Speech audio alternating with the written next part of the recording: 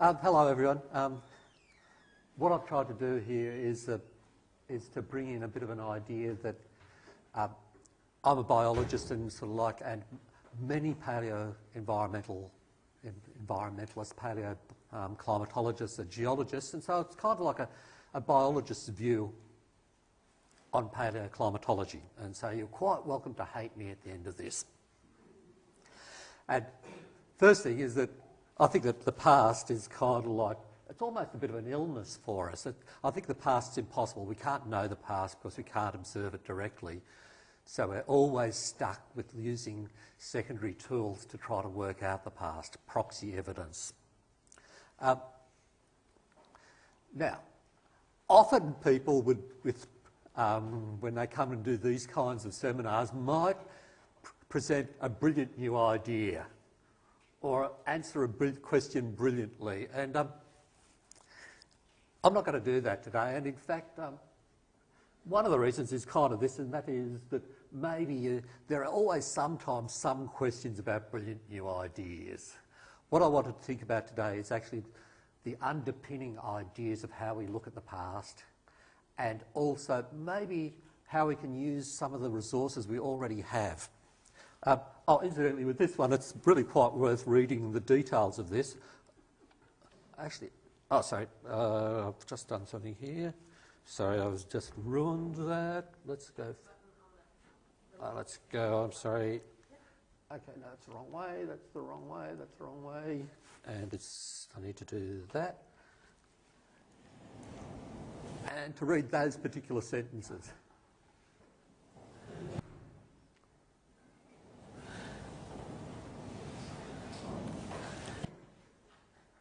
That's a worry, isn't it? Okay. So I'm going to talk about reasons why we might be underestimating how fast environments change when we're using proxy evidence. And when we're using evidence from the past, we might get something like this. You might get something like a time thing, and you might have a proxy score, and then from your proxy score, you infer what the climate is. And so you would have a set of observations through time, something like that, and then you might try to fit some model to it, and you might do a very simple model. And statistically, that might be the best fitting model. If you ran stats on it, you might get that, or you might do something a bit more sophisticated and have a bit of a curve. Or you might have a more complex curve. Or indeed, a more complex curve again, or indeed a curve which your data doesn't fit because you don't have enough data points. Now, we might ask why that would happen. Why we would choose which one of those alternatives, and in fact, which one might actually be the most truthful, as much as we might ever be able to know the truth. And our choices might be to do with the sampling intensity through time. So in this case, this one's failed. We have failed to get what might be the real relationship because we don't have enough samples through time to pick it up. It might be to do with the span of the temporal span of the samples. So a sample may occupy a wide time range, and so that's the concept of time averaging, with which many of you might be familiar with. And so a wide one, you might have something like this, which is pretty responsible, but then if you actually smooth it out, if they have a large time frame, you might end up with a smoother curve. So what's happening is that you're losing the peaks and the troughs, so you're underestimating the rates of environmental change. It could be something to do with dating error, it could be measurement error, and all of those things are things that people know quite well and understand statistically and so on. But there's also a suite of things that relate to biology. And this is coming back to that idea about proxies. Proxy evidence. What's a proxy? I define a proxy as you observe thing and then something, and then you hope it predicts something else. Sometimes it's a bit better than hope. Sometimes you might have some mechanistic basis for understanding the relationship between something you can observe in the fossil record and an environmental characteristic, and that's good when there's a mechanistic basis. But in fact, essentially, as far as I'd say every proxy I've ever encountered always depends on having a calibration set. You may have a good physical model to explain the processes, but you still have to calibrate it by taking observations, usually in the living world, and make a comparison to make predictions from it. And biological proxies, and by biological proxy I mean any proxy that has an underlying biological signal in it. So if anything is affected by biology, and so some things that are obviously physical proxies are actually biological proxies. People use the amount of dust in the ocean as a metric of environmental change. That's a biological proxy. That's not physical. It's biological because it largely reflects the level of vegetation on the land. And of course, many other things, true biological proxies as well. Now, the thing about biology is it's a bit like that. You can look at that picture in two ways. I can think of it as kind of maybe an interesting bit of gourmet activity, or you can think of it as a sort of a metaphor for how biology works and the relationships between organisms and environment. It's an enormously complex, tangled mess of things all tied up with each other. Biological systems can almost be defined as ultra-complex systems. They're the most complex systems we know. And that, of course, affects how we use them. I'll start with the first one. We'll talk about smoothing. And so the idea I'm talking about is why we might underestimate past climate change, past and in fact other environmental changes. And by that we're really talking about smoothing. So how the changes are dampened, so rates of changes are reduced, and the extremes of environmental changes are larger than we infer from our proxy evidence. And when we talk about biological proxies, we can tidily sort of split them into two broad groups. One of them we might call taxonomy-based proxies. And that's the idea where the taxonomic identity of the fossil tells us stuff. So in this case, this is a bunch of different pollen grains, beautiful pollen grains. That's Nothofagus. That's a beautiful spore, Calcita. That's a horrible thing. The fact that this is a group of rainforest plants, this is a group of rainforest ferns, tells us about something about environment, and the link there is that we're taking the taxonomic identity of these things as the link to tie us to environment. We might also have, if we have fossils of these, we would immediately say we have red jungle fowl. And everyone knows that red jungle fowl are these tropical birds that live in Southeast Asia. They're rainforest birds. Those are, of course, in my backyard in Tasmania, which, of course, shows that perhaps there are some complexities involved in taking taxonomic proxies. Whenever we talk about taxonomic proxies, we have to go to ecological theory. It's all about niche theory. And who's happy with niches, the concept of niches? What are niches? Some, not everyone. Who's a bit unhappy? That's okay. The concept of an ecological niche is that a species has a range of conditions under which it can exist. We can only live in certain climates. If we didn't have clothes, we would be quite severely restricted in the climates in which we can live. And the same applies to every species. So that's the concept of the niche. Now, the way that palaeoclimatic proxies that use taxonomic identity works is that they use the concept of niches, that you're saying that you can use the fossil of this species or this group of species to infer about past climates by assuming that you know what its niche is, and you're saying that, okay, we know what the niche of this species is, therefore in the past it had the same niche, therefore you can say something about the climate. So this little baby, rainforest tree, Nothofagus cunninghamii, dominant rainforest species, and incidentally an important palaeoclimatic indicator. This species obviously has constraints on where it can live, and so if you find fossils of this species, and they're very common, you might know something about the environment. In fact, knowing niches is an extremely hard thing to do. You need some mechanism, and what people would usually do is that they would look at the current climatic ranges of a species. So, something like this. This is the same species. This is where it lives.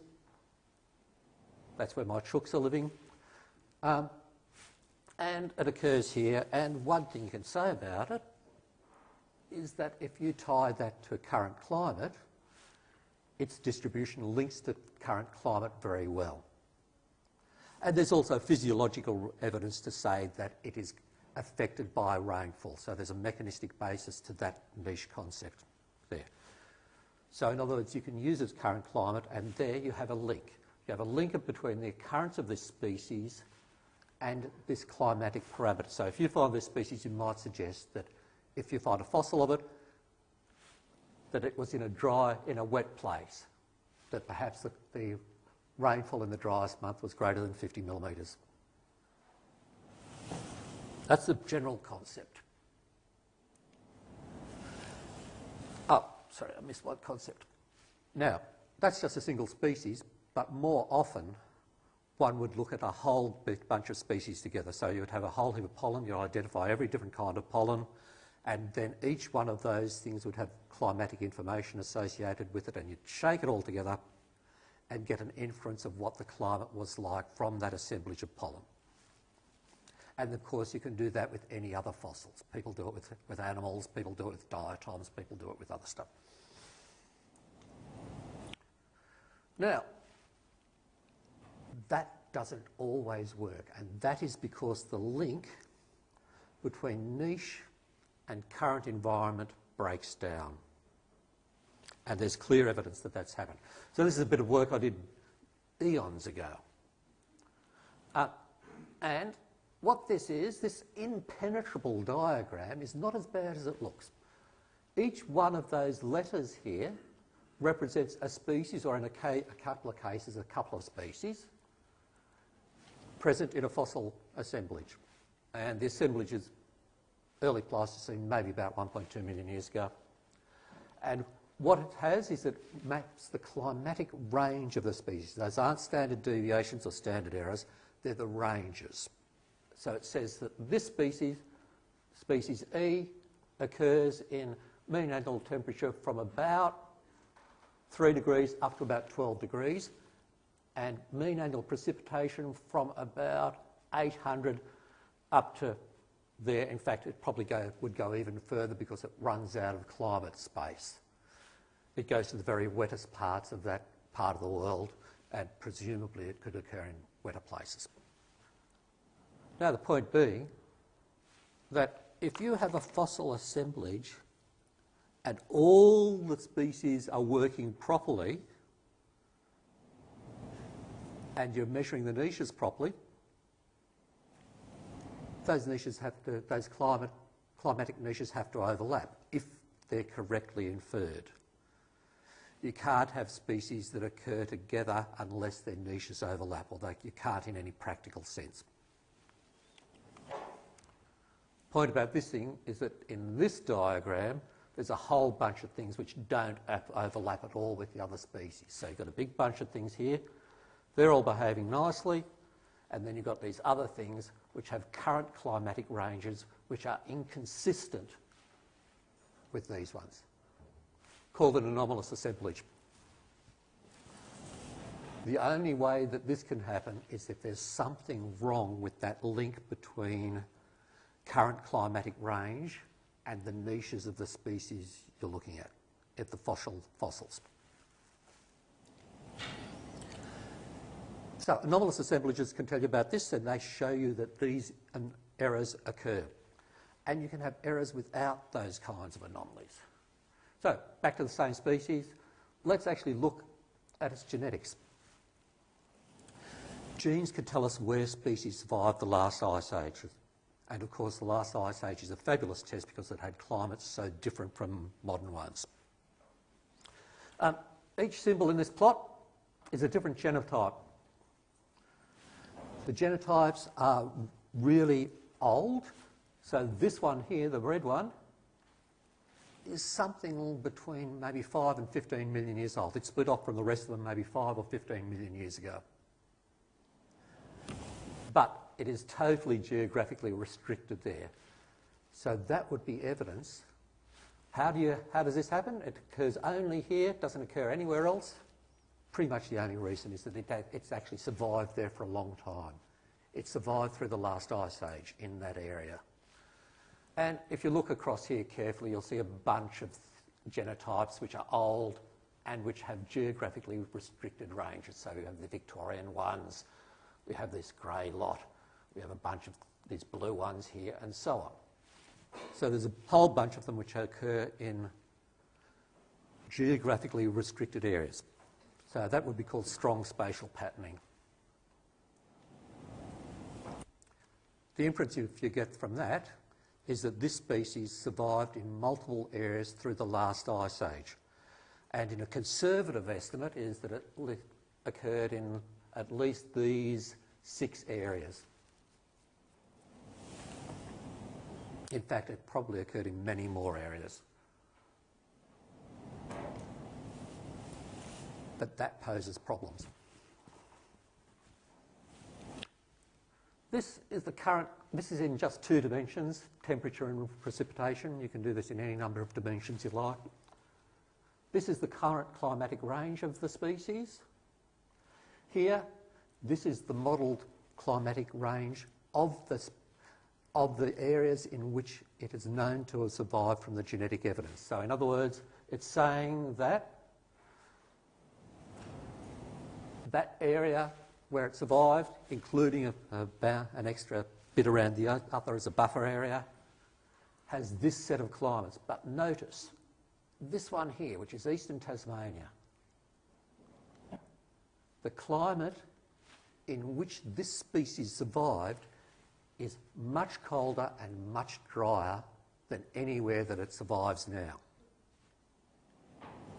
In other words, there's a clear anomaly there that this species, firstly, the species stay put. That's the signal of them being spatially, the chloroplasts being spatially structured. So they're lovely stay at home. So, I mean, again, that's my little home thing, and you'll see that staying put actually has its consequences. You're forced to do some strange behaviour. Poor cat. It seems quite content, really. And the second thing is that survival of those species occurred well outside their current climatic ranges. That means the palaeoproxies assume that the current climatic range, that past climatic ranges are actually a subset of current climatic ranges, and that is impossible because we've just shown that's impossible. This pattern is not universal, but it occurs quite frequently. So what does that mean? It means that some species, we can call them under-responders. By under-responders, I mean the species in which the response to climate change, the change in their distribution, is smaller than you would expect based on the modelling from their current distributions. So a species that occurs in a different climate in the past to a modern climate is an under-responder. It's not responding to climate in the way we would expect. So we have different levels of under-response amongst different species. So some are big under-responders, some are non-responders, very few are over-responders. Those responses are very difficult to detect from current distributions in ecology. And what's the consequence? There's a tendency to underestimate past climate change because the species are not responding enough to be able to provide the signal to look at climate change. Okay. Now let's talk about the possible explanations. This is quite a good book. This is sort of a fairly strong book looking at the relationship between, well, niches and geographic distributions and climates. And if you wanted to dig deeper into that, the first few chapters of this are quite a good read in understanding that. They're rather technical. So possible explanations of how those anomalies occur. How come species are under-responders? The first thing is you might not have modelled the niche at all, properly at all. So in other words, what that's saying is that the current climatic range doesn't actually reflect where the species could occur now.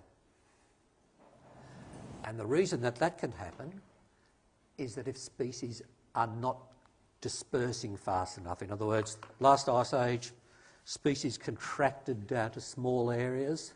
Since then, they've had to expand out to occupy their full potential range, and they just haven't got there yet.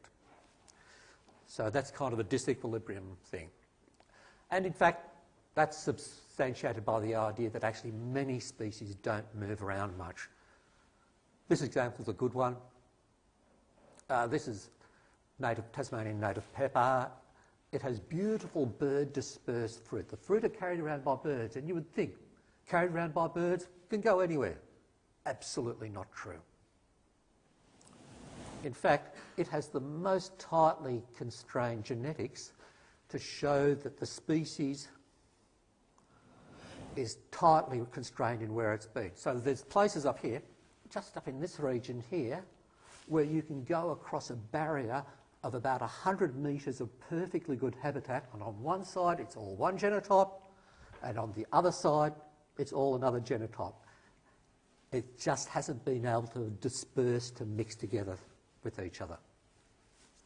So in other words, rates of movement would appear to be quite slow in a lot of species, and that does allow for the possibility that species haven't spread out fast enough to reach their full range. Second one is the concept of no modern analogue systems. And that's the idea that certain environments may not have exist now. This is a little Tasmanian one. This environment in Tasmania is very unusual. In terms of climate, the black dots that you can't even see on the map are the only places in the world that have climates that are vaguely similar to it. And none of those places actually have the same sort of geology and soils as this. If we didn't have that, species that may be able to occupy that habitat would not exist. But then if that habitat became available at a different time, they could actually expand outside their current environmental range and occupy other spaces. So that's the concept of changes in existing niche. The existing niche is the environmental range of a species in the conditions that are available to it now. And if those conditions change, it may be able to occupy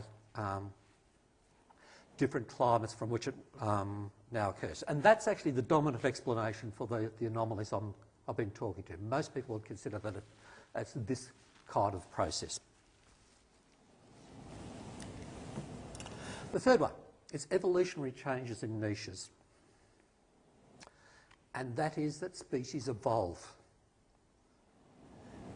The use of taxonomic proxies is almost fundamentalism. It's a belief that evolution doesn't exist. Evolution exists. And so the niches of species can change through time, and it can change by evolution, it can also change by its sister, which is extinction. Now, and that can be extinction of species, or it can be extinction of genotypes, so groups of genetically related organisms with specific characteristics. Again, back to this picture, where I showed these big anomalies earlier on. The key thing about this picture is that these species here are all living species. Every one of the anomalies, the ones that don't fit, are extinct species. I think that's telling you something. So, niches change by evolution. That can happen quite rapidly. So this is one Eucalyptus regnans. Eucalyptus regnans is this tree here, is that individual there is the centurion tree, which is the tallest tree in the southern hemisphere, the tallest flowering plant in the world. The species was in the last century the tallest trees in the world of any kind.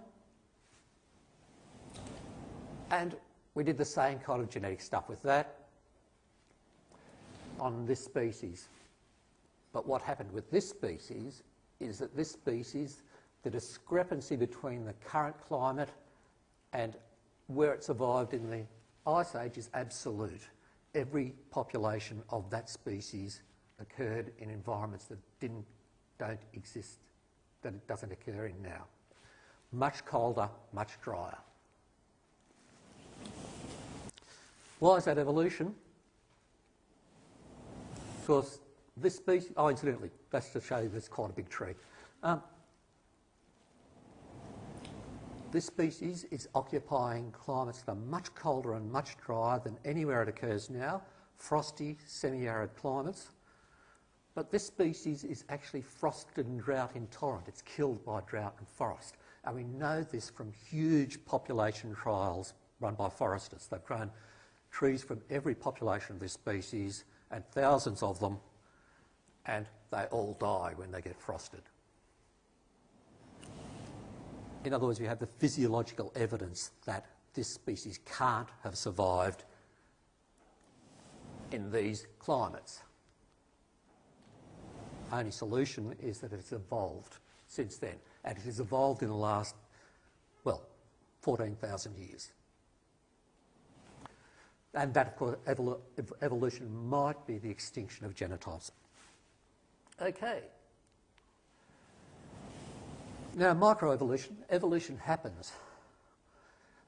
Now, this is where the transition from biology to geology becomes interesting. Classic microevolutionary theory says that evolution is more or less inevitable if species stay in the same place when environment changes. And that's because species carry huge amounts of genetic variation. This is relatively new knowledge. The amount of variation you can see within species and even within populations of species is very high, so they have the potential to adapt. Even though they may not do very much now, they actually have the potential. Secondly, the responses to environment are controlled by many interacting genes. That's the spaghetti. Because there are many genes that can control them and they interact with each other, that means that under stress there's always, virtually always, scope for changes in niches, even in species that look like they're really constrained. So that's the second reason for underestimating palaeoclimatic change. If species don't move around much, we expect them to evolve. It should not be a surprise that the niche has changed. Once again, a cause for smoothing. Now let's go to a different kind of proxy. So this was ones that depended on, we talked about things that depend on taxonomy. Let's go to what we might call taxonomy-independent proxies. I've sometimes called them physiognomic proxies. So they're characteristics where you're not particularly concerned about what species is, but rather physical characteristics, chemical characteristics of the things. So these are stomata. This is the outer surface of the leaf, which conducts carbon dioxide in and loses water. This is very popular for looking at environmental change, particularly carbon dioxide change. This is stuff we've got pretty excited about recently, which is the veins inside leaves. This loses water. The water has to be replaced somehow. It's with these things. Another one is stuff like how big leaves are. It can be anything. In a sense, sand dunes are a physiognomic proxy. They're taxon independent, but they're still biological because it's about lack of vegetation. Oh, and that's instantly a paper where I've sort of like summarised all this stuff. Sorry. Now, to understand them, you need to pull it apart, and pull it apart into three things. One is genetic effects. For many of these proxies, the thing you're looking at is genetically fixed for an organism. So a given organism, individual will always have that characteristic. The only way it changes if you go to a genetically different organism, a different member of the same species or a different species. And here's an example. This is pretty closely, not perfectly genetically fixed, but very close. This is a tea leaf, and that's a tropical rainforest tree with no teeth. This is a temperate tree with teeth on the edge of the leaf, and in fact that has this unbelievable relationship with climate. It is kind of unbelievable. There's a few things wrong with it, but we'll go with it for a second. If you look at it in the living flora, you look at the number of species in a forest that have teeth on their leaves, and you look at the mean annual temperature, you get that relationship there. This is from China. Yes, from China. It's quite an impressive relationship, but that's genetically fixed. And so what that means is that when you look at this, you're not really measuring teeth. What you're doing is counting the species with teeth and comparing them to the number of species without teeth. So it's counting the presence, absence of the species, or maybe the average of the species, or something like that. So once again, that's taxonomy. And that creates temporal lags, because you have to have the species to do it, which means that it takes time for the species to get there. Either the species have to migrate there from somewhere else, or they have to evolve. They have to evolve from having no teeth to having teeth, or something like that. The thing about lags is that mean time lags. Time lags create smoothing. If there's rapid environmental change, and the thing your proxy has a time lag, by the time that the change has happened and then gone back, the proxy hasn't caught up. You missed the entire peak. And there's another feature of that which comes out, and that's about adaptation. There's a lie that people tell us in first, second year science, and certainly in high school, and that is feature A is an adaptation to aspect B. Leaf teeth is an adaptation to temperature. No, it's not. Natural selection, evolution, is not about specific characteristics responding to specific aspects of environment. It is the whole environment acting on the whole phenotype, the phenotype being all the characteristics of the organism. That is a consequence. In particular, the climatic relationships of a species is controlled by many genes. Leaf teeth is controlled by many genes, and how species respond to temperature is controlled by a whole different range of characteristics of the species. So many genes affect the relationship between a species and climate, and they interact again in complex ways. The consequence is that means that when environment changes, there are many, many ways to adapt to it, not just by changing whether you have teeth or no teeth. So in other words, we can't assume that a trait measured by the proxy will actually respond in the way we expect. And that's especially significant if other aspects of environment change. So if other aspects of environment change, it might push the proxy in one way and in a way that's unexpected because other factors are coming in. In this case, again, it's a case where under-response is most likely. You very rarely would get over-response in your parameters because basically over-response is a very specific thing, whereas under-response is a general thing. So once again, you get this idea that there's another evolutionary mechanism by which you underestimate rates of environmental change. So that was genetic responses to environment. Second one is environmental responses to climate, and that is plastic responses. That's saying that a genotype, an individual, responds to environment in a predictable way without any change in genes. So that would be, for instance, how good your nutrition is. How good your nutrition is determines whether you're that tall or that tall. That's a plastic response to environment.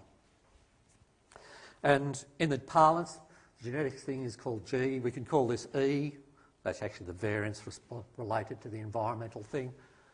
And when you have purely plastic responses, your proxies are great. Plastic responses are great for proxies. Basically because plastic responses respond very quickly. There's very little smoothing and are quite predictable. But G, E, almost all of these E's aren't E's, they're G by E's.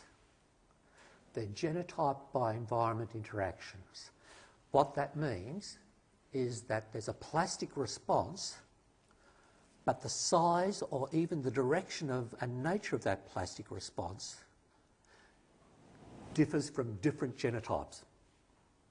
So some people, if you feed them well, will go from that high to that high. Some people, if you feed them well, may never be able to get to that high. So different individuals, different genotypes respond differently. And that's called a G by E. So that's a genotype by environment interaction. And the differences can be between different species. Different species very frequently have different plastic responses, almost always. It also happens within species. That means that that plastic response evolves. And because it evolves, it has exactly the same problems as the genetic things. In other words, they respond to changes in all those complex ways. So once again, you can treat that in the same way as a mechanism for underestimating rates of environmental change. So there were 6, I said 5, I gave you 6. So it's like getting steak knives with it when you buy your online things. These problems, how big are they?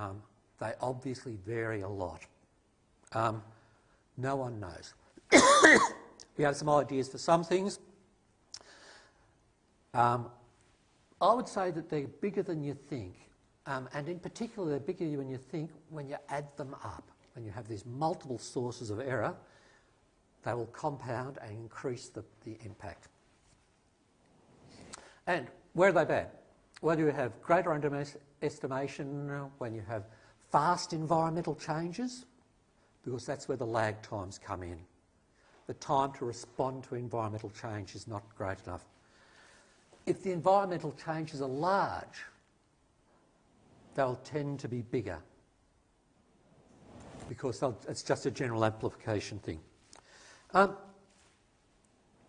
If you're talking about past environments that are really fundamentally different from the ones that are now, you're more likely to get big problems with smoothing.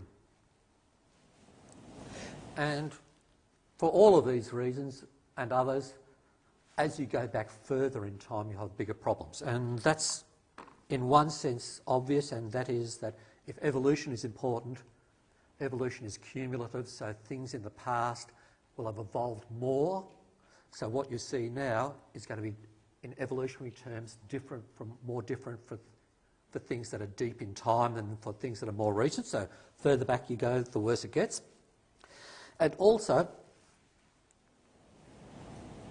in terms of systems with greater dissimilarity to now, things in the past were more different than they are now. So the world has changed in quite systematic ways.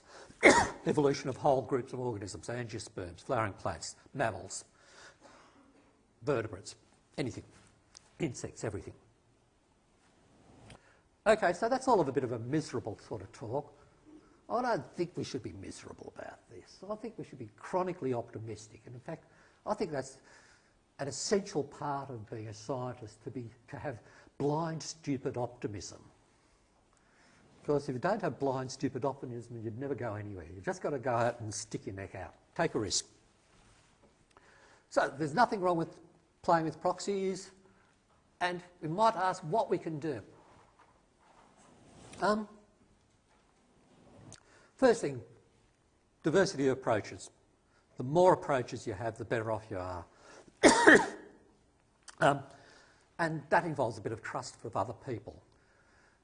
As people who work in paleo reconstruction, we tend to be very nasty about everyone, people who are doing things different from us.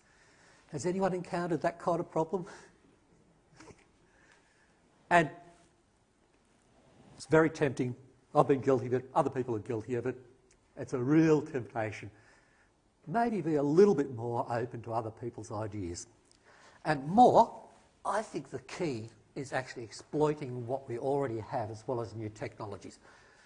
New technologies are not all as bad as radium suppositories, I'll tell you. And the key thing there, I think, is we have huge untapped reservoirs of information. Whenever we do paleo proxy thing, we mostly just treat the past as single point episodes. We look at each individual period independent of each other one. What I think is we might think about is a big data approach, a kind of a big data meta-analysis approach. And so what I'm thinking of is, if we're looking, for example, at these kind of assemblage things. Here we have an assemblage, it's got anomalies, we can know what all the species are, we know what the anomalies are, what seems to work, what doesn't work. Why don't we take every fossil pollen record in the world, put them all together, assemble all of the anomalies, and work out how they have changed through time, how they relate to the other species, and do just a massive analysis and pull out which things have changed through time. So which things are reliable, which things are unreliable. This is kind of what old-fashioned palaeoclimatists did. What they did is they collect a whole heap of data from all over the place, and in their heads they make up stories about each individual species based on what they see. I think the way to the future is to do that in a formal way, is to take all of the information at once and take into account the interactions between different assemblages rather than treating them as point records. And I don't see why you can't do that with all of your different proxies to try to assemble an overall pattern. And so that's kind of all I really wanted to talk about today. Mm-hmm. Thank you.